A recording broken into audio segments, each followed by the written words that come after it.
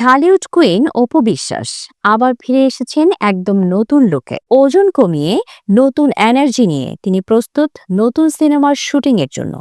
আর ঠিক এই সময়ে সাংবাদিকদের সাথে মুখোমুখি হয়ে ব্যক্তিগত পেশাগত সব বিষয়ে দিলেন স্পষ্ট বক্তব্য। দীর্ঘ বিরতির পর নতুন উদ্যমে কাজে ফিরছেন অপু বিশ্বাস। ডিসেম্বরেই শুরু হচ্ছে তার নতুন রোমান্টিক অ্যাকশন থ্রিলার সিনেমার শুটিং। নায়ক থাকছেন আদর আজাদ।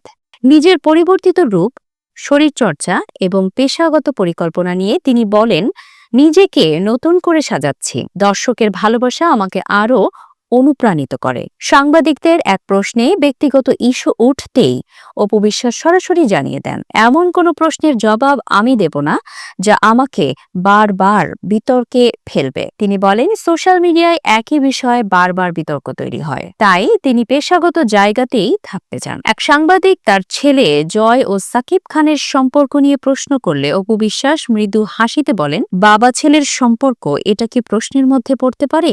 এই কথার মাধ্যমেই তিনি সেই প্রসঙ্গ আর বাড়াতে চাননি। অপুর কথায় সাকিব খান নাকি তাকে পরামর্শ দিয়েছেন ব্যক্তিগত জীবনকে কখনো পেশাগত জায়গায় না আনতে। অপুর ভাষায়, ক্যামেরার সামনে গেলে তুমি শুধু অপু বিশ্বাস, তোমার কাজটাই প্রেজেন্ট করো।